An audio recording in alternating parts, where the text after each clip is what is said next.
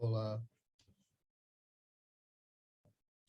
hoje eu agradeço aos dirigentes do Lar João Batista pela lembrança do nosso nome, pela oportunidade de construir uma reflexão a respeito.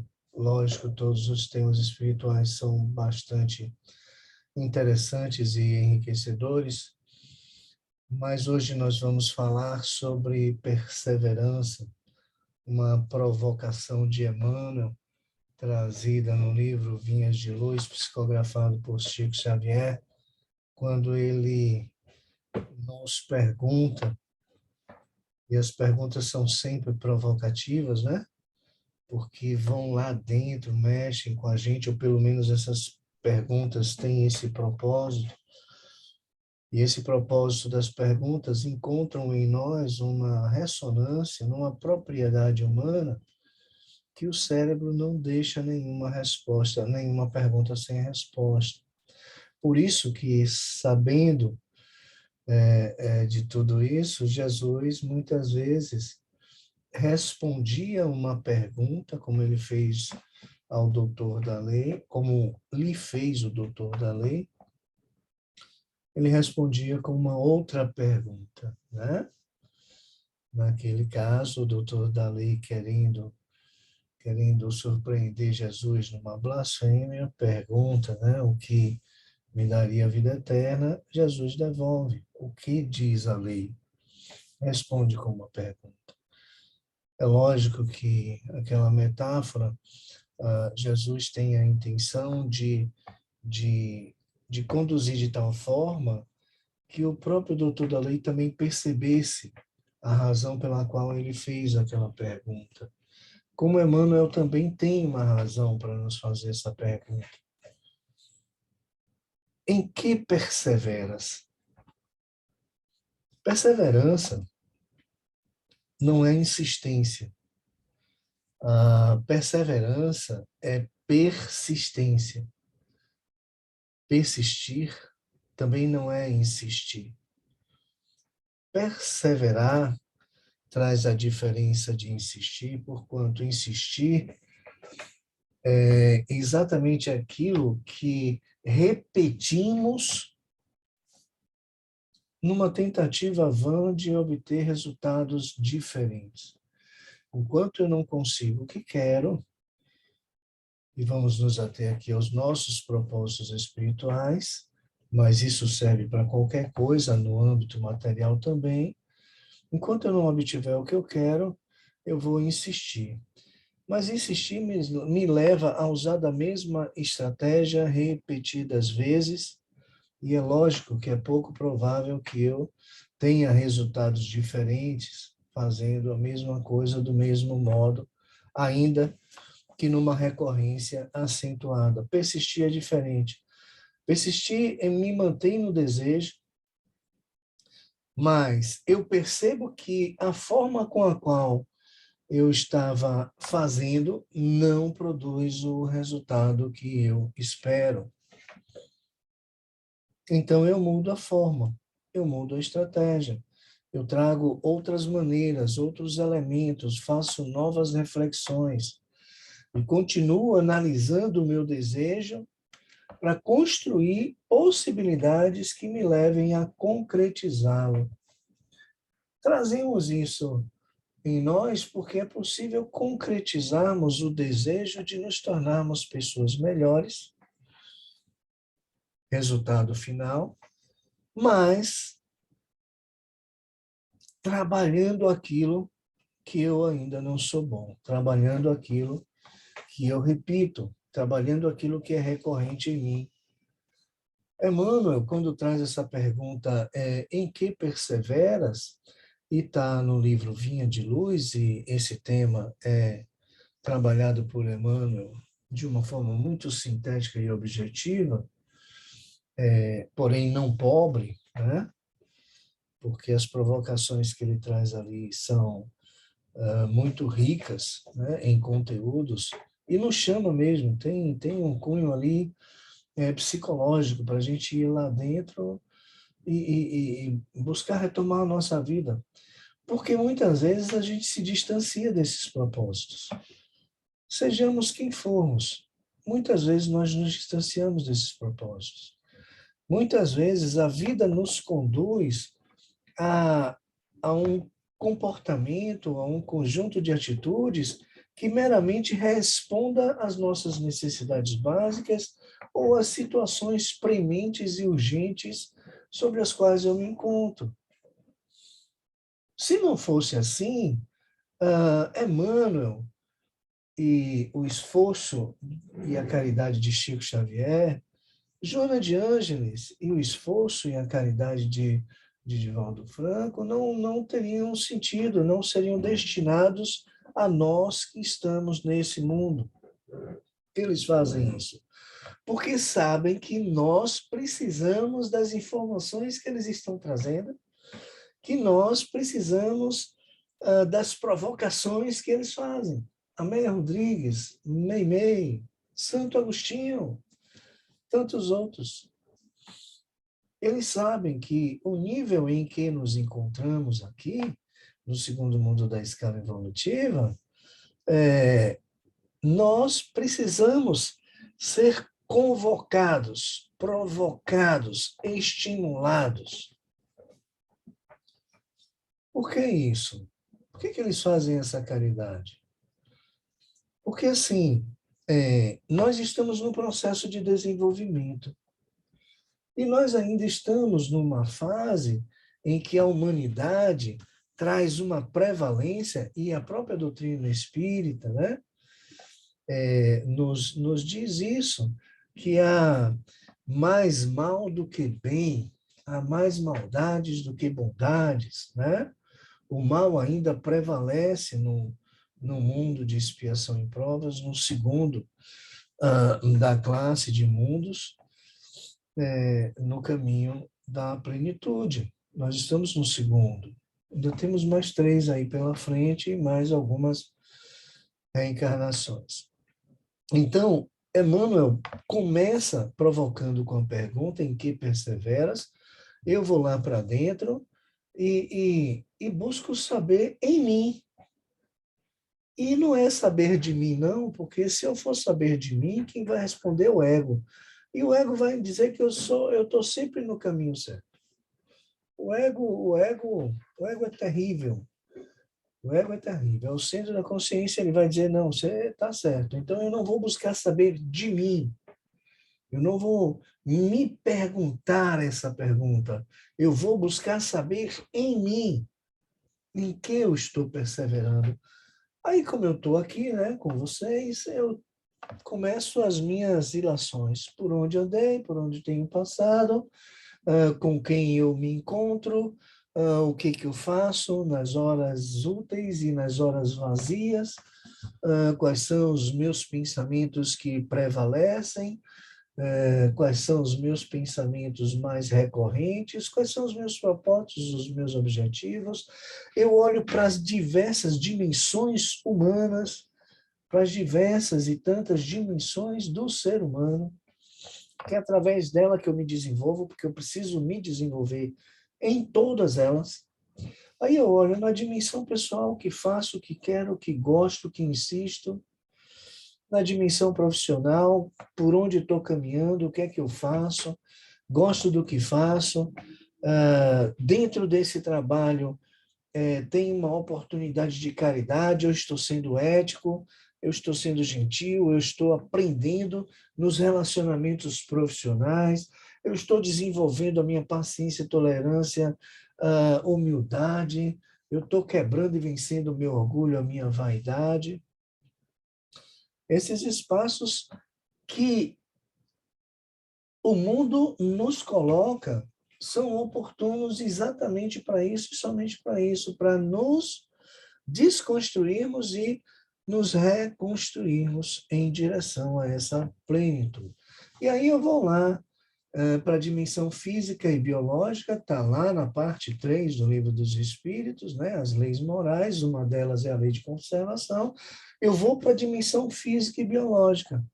E veja, eu estou cuidando da minha saúde, como é que está a qualidade do meu sono, como é que está a qualidade da minha alimentação, Eu pratico exercícios físicos, coloco esse corpo em movimento,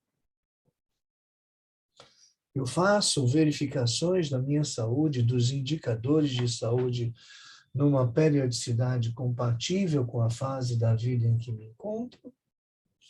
E aí eu vou também para a dimensão espiritual, né? Passando antes, talvez, ou depois, não importa a sequência, pela dimensão intelectual, né? O que que eu estou agregando ao arcabouço que carrego? O que que eu estou agregando a mim naquilo que já tenho? Né? Quais são os conteúdos novos e qual é a qualidade desses conteúdos novos que eu estou deixando entrar em mim e que passam a compor um quanto de informações e conteúdos que vão reproduzir ou expressar o eu nos meus comportamentos, escolhas, atitudes, gestos, né? E na minha fala, na minha comunicação. Então, como é que eu estou na dimensão intelectual? Qual é a qualidade daquilo que eu estou bebendo? Como é que eu estou me relacionando com a mídia? Quem me controla é a mídia, eu controlo a mídia. O que é que o que que eu consumo da mídia? Aquilo que eu quero e eu seleciono, ou eu consumo aquilo que a mídia, né, quer e a mídia seleciona e me empurra? Vamos lá para a dimensão psíquica, né? Para a dimensão psicológica, outra dimensão humana. Como é que está a qualidade dos meus pensamentos? Como é que está a minha saúde mental? Eu estou trabalhando isso? Eu estou fazendo higiene mental, que para muitos, muitas vezes, higiene mental é lazer, é balada, né? São momentos lúdicos, momentos descompromissados, descomprometidos. Nós precisamos relaxar.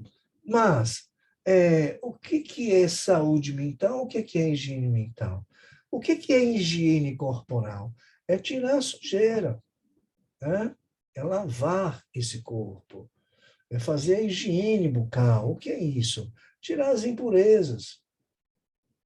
Como é que a gente faz a higiene mental? Primeiro, percebendo a qualidade dos nossos pensamentos. Primeiro, percebendo a qualidade dos meus projetos, o que é que importa para mim, de que forma eu ocupo a minha mente. É olhando para o meu humor, qual é a frequência em que eu visito a tristeza, em que eu visito a alegria, né? Como é que está a raiva, que é uma outra emoção, todas elas emoções primárias próprias do ser humano e que tem uma função primeira de assegurar a sobrevivência. E propriedades, todas essas emoções evolutivas, porquanto o medo assegura a minha sobrevivência, né? O medo real, não o excesso do medo, nem muito menos o medo paranoico, mas o medo patológico. Mas a tristeza me joga para dentro, para que eu entre em contato comigo mesmo e faça as minhas ilações, as minhas reflexões, inflexões, que eu dialogue comigo e me conheça sempre um pouco mais. Né? A alegria me dá a razão de viver. A alegria tem a propriedade de fazer jorrar pelo cérebro, né? Acionando as glândulas dessa indústria fascinante dos nossos hormônios, que a gente muitas vezes vai aí para as farmácias comprar o hormônio sintético que o próprio corpo, a própria natureza humana produz, a partir das nossas emoções. Né? Então, como é que estão as minhas emoções? O que está prevalecendo? As minhas raivas, as minhas iras são pontuais, justas, oportunas, éticas, comedidas, né? A minha tristeza, ela chega à profundidade, me deprime. Por quanto tempo ela permanece? Qual é a utilidade que eu estou tirando dessa tristeza quando ela me visita? Ou até mesmo quando eu busco essa tristeza, a gente pode botar uma música de acordo com o humor que a gente queira entrar, né? Uma música alegre, a gente pode botar uma música triste também. Eu posso assistir um filme de comédia, mas eu posso ir lá para um filme de romance, né? Então, isso tudo impacta no nosso humor. São ferramentas que nós podemos, sim, utilizar para manipular o humor. Mas, Robson, como se busca alguma coisa que starte em mim a tristeza? Sim, sim. Quando eu quero voltar para dentro de mim, a sociedade não deixa, a comunidade não deixa, os grupos sociais aos quais eu pertenço não deixam, a gente pode buscar estímulos. Sim, buscar estímulos, sim.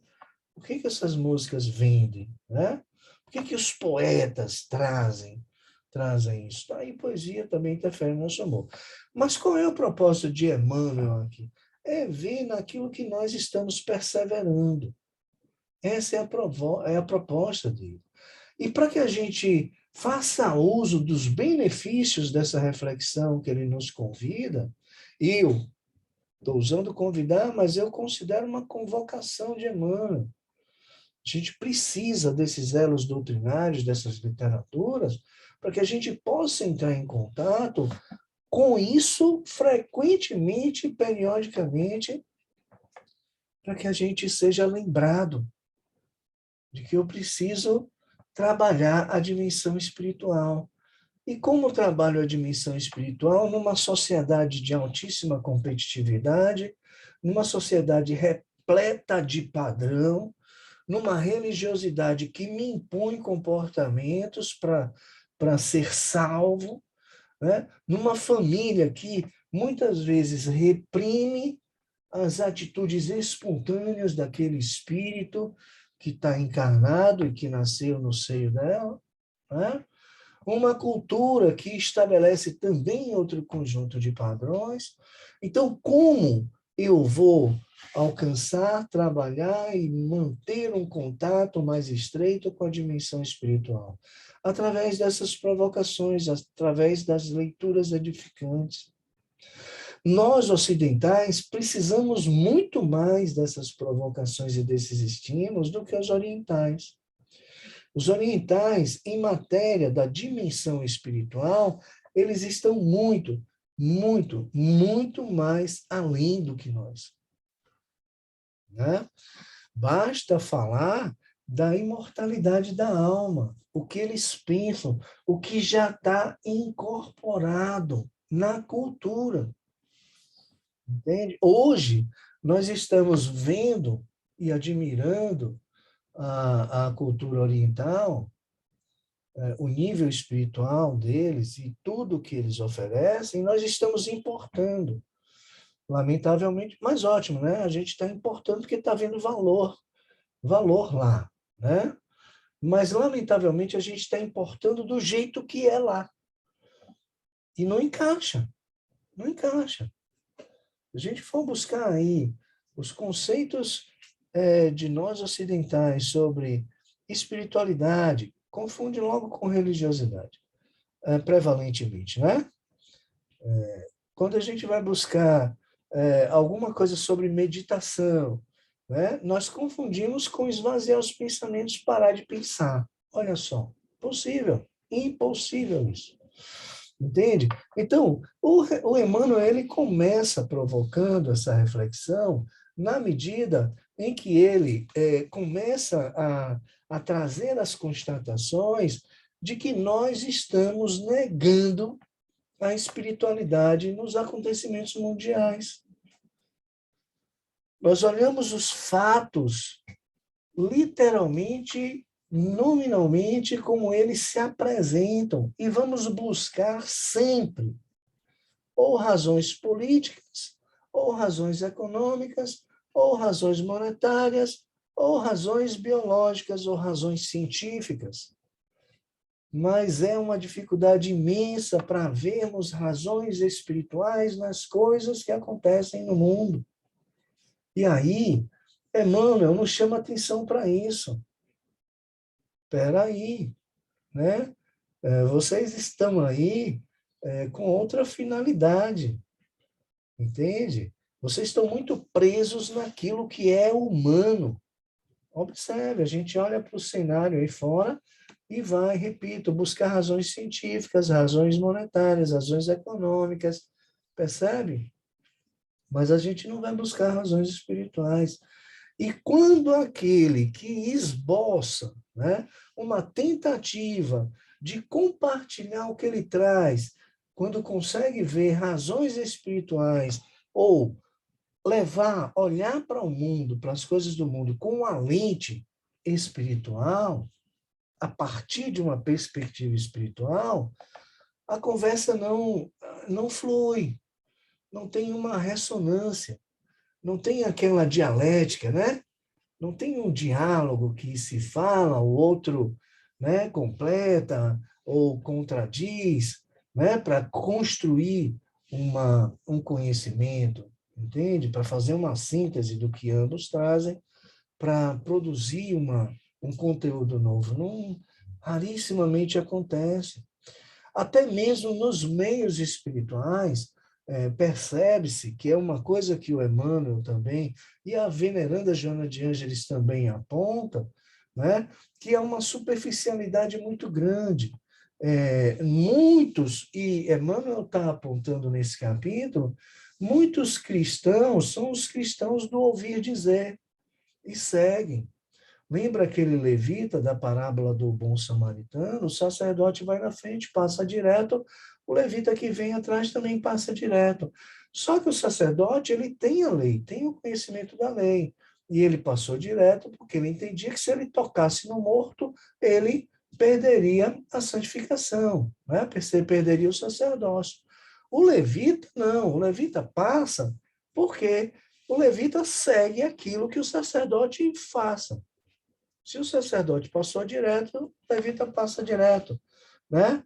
Então, não é aquele que tem a lei incorporada por um estudo, por um movimento pessoal, né, de buscar saber. Não, ele apenas não critica, ele ouve, recebe, não critica e segue cegamente. Não tem evolução nesse comportamento. Emmanuel está chamando a atenção para isso, né?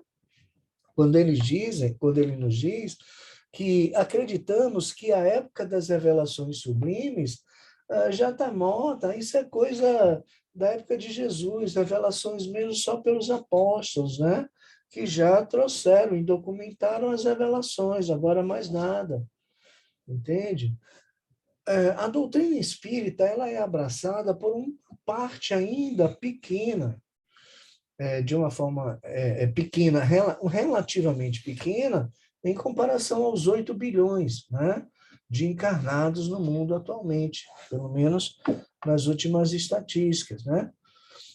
Nós somos um número reduzido daqueles que transcendemos, nos transpessoalizamos. Muitos pararam no Velho Testamento, como os judeus. Outros, como os cristãos, foram um pouco mais para o Novo Testamento, para a Boa Nova trazida de Jesus, trazida por Jesus, né? Então, o que acontece? Nós, espíritas, recebemos a consolação e fomos um pouco mais adiante, para além da Boa Nova, para além do Novo Testamento. Nós temos a consolação, né? Que é a doutrina espírita, que tem na sua essência a imortalidade. Então, Emmanuel aqui provoca, né? E ele diz que para muitos de nós o céu estancou a fonte das dádivas, né? E aí ele fala das atitudes dos cristãos, que raríssimos perseveram na doutrina que foi trazida pelos apóstolos. E aqui nesse ponto tem um aspecto interessante que nós vemos muitos comportamentos que repetem as doutrinas, repetem o conteúdo do Evangelho, sabem, mostram que sabem, mas o comportamento não está em consonância. A veneranda Joana de Ângeles, ela usa um termo apropriado para isso, hipocrisia. Mas, quando ela usa hipocrisia, não é para julgar, muito menos para condenar. Ela também, como Emmanuel, ela usa esse termo para provocar. Porque quando ela traz a hipocrisia, ou seja, a incoerência, daquilo que sabemos que devemos ser, né? Daquele que sabemos que devemos ser, para aqueles que verdadeiramente somos, para aqueles leitores das obras, dos elos doutrinários, do Evangelho de Jesus, né? Mas que entende que apenas ler, tomar conhecimento, já está salvo. Então, quando Emmanuel nos diz isso, ó, vocês estão pensando que não rola mais? Não rola e está rolando, mantenham-se antenados. Vejam em que vocês perseveram. E quando a veneranda Joana de Ângeles traz sobre hipocrisia, é para dizer, olha, só tem evolução se você admitir o lugar da imperfeição em que você se encontra. Entende? Então, nós precisamos, quando formos reflexionar, vamos lá, a convite de Emmanuel, para buscar saber em mim, não de mim, né? Já vimos por quê. Quais os caminhos que eu estou perseverando, aí eu vou trabalhar as minhas dimensões, como a gente falou no início aqui. Quando eu pegar a dimensão espiritual para fazer as minhas reflexões, eu aí preciso saber se tem coerência ou não. Porque assim, ó, Jesus veio, ele sangrou, ele morreu, ele sofreu horrores. E sofreu horrores porque era humano, era humano. Ele estava na carne, com todo o sensório da carne, com o sistema nervoso central, com o sistema nervoso periférico, com uma estrutura cerebral, com todas as estruturas e todos os componentes, com a amígdala, né, que fazia com que ele também sentisse medo. Afasta de mim esse cálice, Pai. Sofreu na carne, né? Foi flagelado. Flagelo, é algo mais contundente, mais violento, mais agressivo, mais destrutivo do que qualquer outra violência. Ele passou por tudo isso. Por que ele passou por tudo isso? Porque era um espírito perfeito e via que a humanidade estava perseverando no caminho da imperfeição. Então, eu preciso ler, e leio na doutrina espírita, que Jesus é o modelo e guia da humanidade. Nos foi dito em resposta a uma pergunta que Kardec fez insistentemente aos espíritos. Jesus é o modelo e guia, ok, eu vou ler o evangelho dele. Né? Muitos pensam que basta ler o Evangelho segundo o Espiritismo, que o Evangelho segundo o Espiritismo é o Evangelho dos Espíritas. Não, não. Os Espíritos só trouxeram para o Evangelho segundo o Espiritismo aquelas partes do Evangelho de Jesus em que suscitava dúvidas. Observe, quando Jesus era claro nas suas falas, no seu comportamento, nos seus gestos, nas suas atitudes, os espíritos não trouxeram, continuam lá, na Boa Nova, nos evangelhos, que são os 4 primeiros livros da Bíblia, né, do Novo Testamento, o Evangelho de Marcos, Mateus, Lucas e João. Então, nós precisamos ler sim. Então, nós vamos lá e lemos, né? Tudo que Jesus fez, como Jesus pensava, como Jesus agia. Entende? Mas nós, olha Emmanuel aí, ele diz, vocês pararam de reflexionar sobre Jesus, sobre as palavras de Jesus, sobre os ensinamentos dele. O que nós fazemos? Nós contamos a história de Jesus. Nós mostramos que sabemos. Agora, quando a vida nos chama, como chamou aqueles que passaram por Jesus e que ouviram de Jesus uma orientação, quando a vida hoje nos chama numa situação semelhante ao do Evangelho,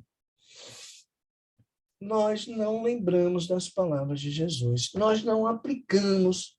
Muitas vezes, quando lembramos da palavra de Jesus, nós não aplicamos aqueles ensinamentos de Jesus nas nossas circunstâncias, nas nossas convivências.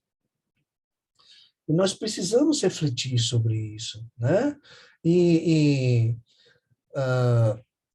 O Emmanuel, ele pontua a atitude dos cristãos quando enxerga que raríssimos perseveram na doutrina dos apóstolos e que Pouquíssimos perseveram na comunhão do Evangelho. O que é a comunhão do Evangelho? Né? É para que comunguemos a vida. Não é o comungar dogmático, fora isso, né? Mas que comunguemos a vida, que façamos uma integração, né? A minha alma com o cosmos, né? Com uma ordem maior que está acima de mim. Integrar a minha criatura, o meu espírito, ao Espírito de Deus, porque somos um só e precisamos ver isso. Ele diz também que muitos cristãos não perseveram no caminho da caridade e também não perseveram na fé viva. Perseveramos na fé filosófica, que é frágil. A fé filosófica é frágil, né? A fé científica, ela é frágil. Por quê? Porque nós temos uma consciência e a consciência ela é naturalmente produtora de dúvidas.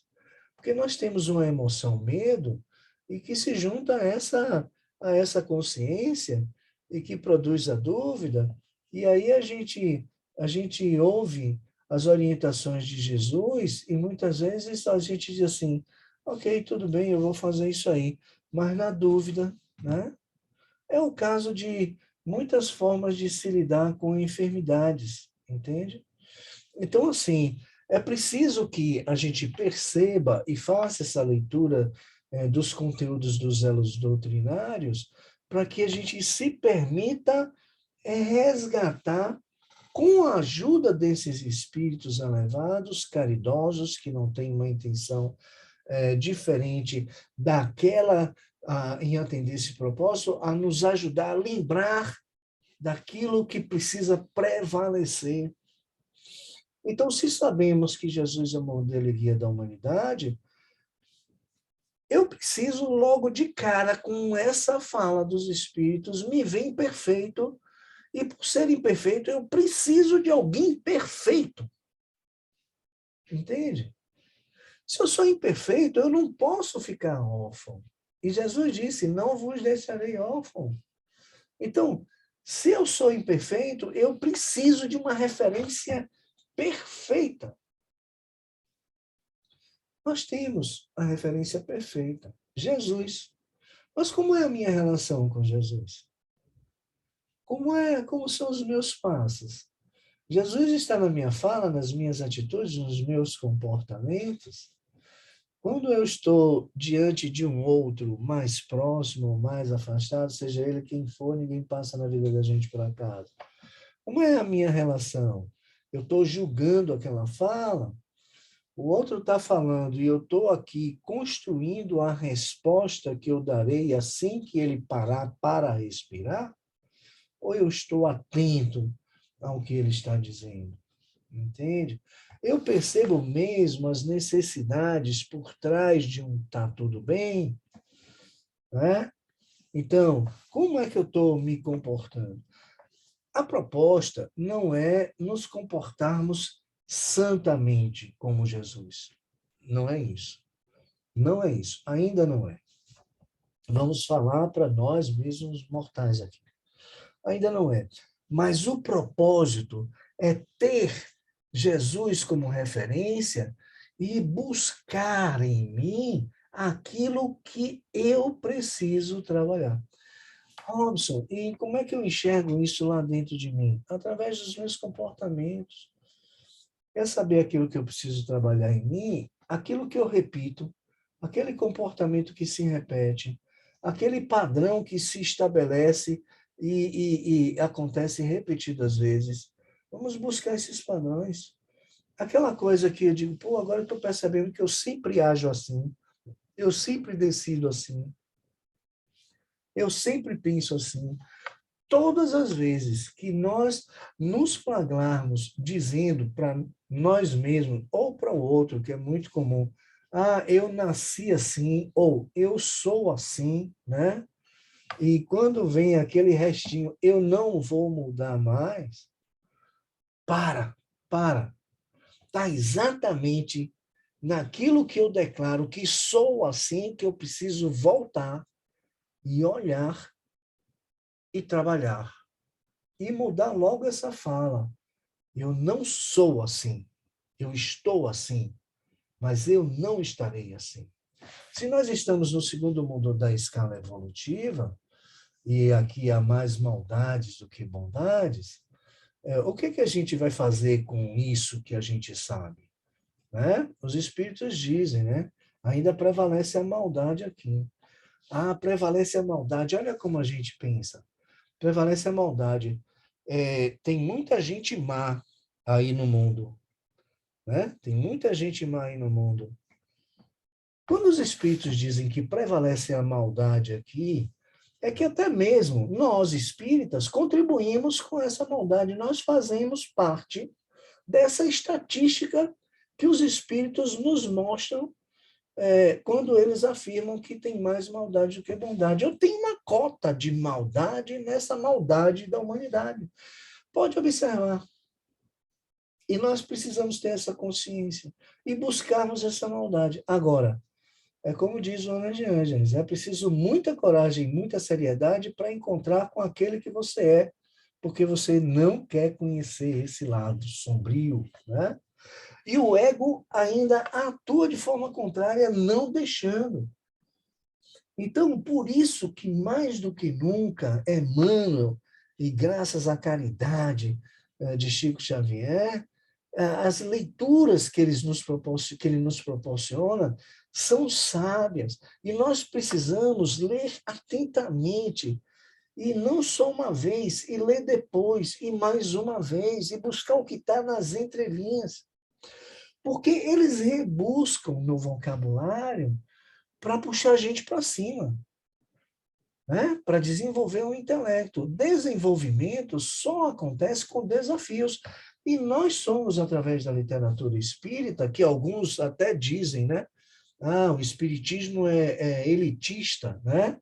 Por quê? Por conta desse padrão verbal, né? Mas os espíritos já explicaram, não vamos trazer não, ó, é para vocês serem mesmo estimulados a buscar saber, porque nós só podemos ler a doutrina espírita com dicionário por perto, né? E ai daquele que não fizer isso, ai daquele que ouça que leia uma palavra e que não é uma palavra comum, e os espíritos usam muito isso, né? E que não vá buscar saber, porque a gente lê a frase, passa por aquela palavra, vai até o final da frase, e se a gente não for buscar saber o que significa, aquilo não fica dentro, não fica compreendido da forma que deveria. Então, é a oportunidade de, né, além de tantas espirituais, de também enriquecer o nosso vocabulário e desenvolver, estimular o desenvolvimento do nosso intelecto, né? Então, aí Emmanuel fala, né? A bondade de Jesus, a bondade do Pai, a bondade do Criador, e o próprio Jesus já dizia isso, meu Pai não para de trabalhar, eu também não vou parar, é infinita, é constante, é imperecível. E a bondade do Criador tem dois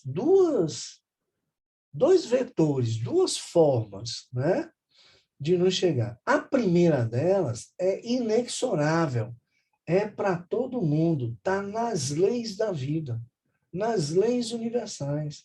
As leis universais, elas não têm brechas, não têm fissuras. As leis universais não oferecem, nem disponibilizam, e nelas não contém faculdades. As leis humanas têm, né? Como já dizia aí alguém, que eu não me lembro, também se me lembrasse não estaria, porque o propósito é usar como analogia aqui, né? Para os amigos, para os inimigos a lei, para os amigos as faculdades da lei. Olha, as leis naturais, as leis divinas, as leis universais não têm faculdades. Ela é para todo mundo, causa e efeito, entende? Livre-arbítrio que produz causa e efeito para todo mundo. É uma lei cósmica, né, cuja moralidade está na consciência de cada um de nós. Essa é para todo mundo. Agora, tem uma parte que é individual, que é exatamente a parte humana. Entende? Então, quando Jesus, que é a parte espiritual, perdão, quando nós entendemos que Deus nos auxilia de uma forma geral e de uma outra forma particular, a geral é essa, é a lei cósmica, causa e efeito. Eu já sei a regra do jogo, eu sei qual é o meu propósito, eu sei aonde e como e por que eu preciso, com quem e por que eu preciso perseverar. Eu já sei que eu não devo insistir, eu devo perseverar, porque eu vou precisar mudar as estratégias até conseguir, para não desistir. A outra parte, que é particularizada, é alcançada por aquele que ora, aquele que dobra os joelhos, aquele que conversa com o Pai, como Jesus também nos ensinou quando se recolhia e subia a montanha. Então, assim, se as leis naturais já estão aí e é para todo mundo e eu estou sujeito a elas, e sabendo das leis eu sei a regra do jogo, eu insisto, eu persisto naquilo que o conteúdo do meu inconsciente, que eu estou aqui para trabalhar, para trazer a luz da consciência, para me transformar, né? Ainda não for transformado, eu ainda vou fazer muito do que não quero fazer. Eu ainda vou fazer muita maldade.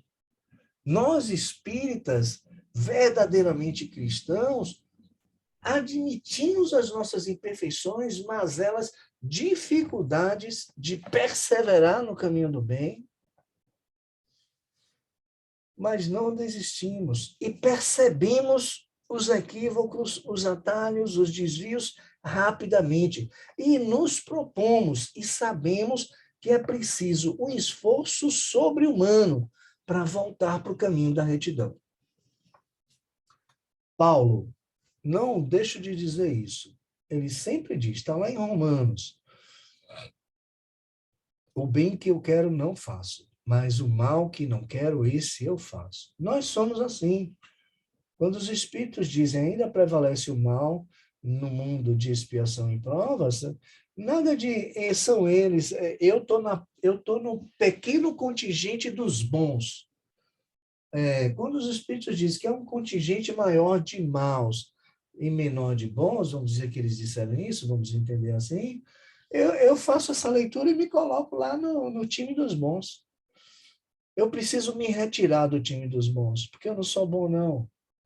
Sabe? Eu não sou bom, não. Eu ainda, como todos nós do segundo mundo, a não ser aqueles missionários espíritos elevados que estão aqui com um propósito maior de provocar, né, uma aceleração evolutiva, todos nós temos as nossas maldades. Basta ver os nossos pensamentos. Basta ver os nossos pensamentos. Nós ainda julgamos. O julgamento é da natureza humana, tudo bem até aí. Não é a esse julgamento que Jesus se refere, mas é ao uso que nós fazemos do julgamento que fazemos. Nós ainda condenamos, nós ainda discriminamos, nós ainda, sabe, tem muito conteúdo. Veneranda Joana de Anjos disse que precisava reencarnar, não tem informações mais atualizadas do que essa, mas precisava reencarnar, que ainda tinha muita coisa para trabalhar nela. Imagine nós. Então, é nessa perseverança que, agora, se eu não trabalhar em mim o autoconhecimento, eu, por efeito, não trabalho a autorresponsabilidade. Se eu não trabalho em mim o autoconhecimento, eu vou me colocar naquele contingente menor dos bons.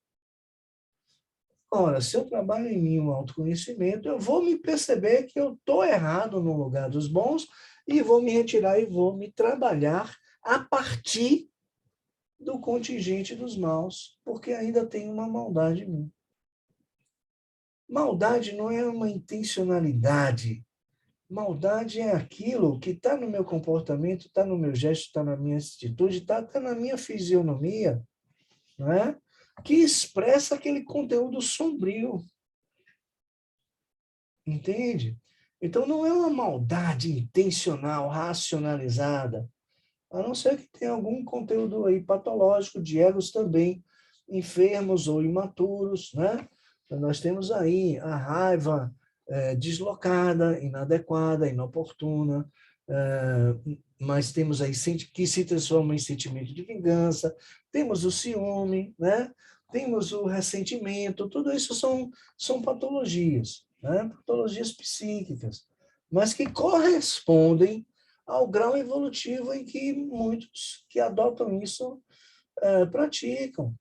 Quantos de nós que nos consideramos espíritas ainda temos inveja, ciúme, né? Uma raiva desmedida? Então, quando Emmanuel nos propõe essa pergunta, para onde perseveras, né? Em que perseveras? É exatamente. Primeira reflexão é essa, em que time eu estou, em que lado eu estou, do bom dos maus, né? E aí a gente precisa, segundo passo, continuar trabalhando o autoconhecimento. O autoconhecimento não é só o que eu gosto, o que eu não gosto, o que eu quero, o que eu não quero. Não. A parte mais dolorida do autoconhecimento é alcançar as nossas sombras inconscientes. Aquele que nós verdadeiramente somos. Aqueles incoerentes com os princípios cristãos.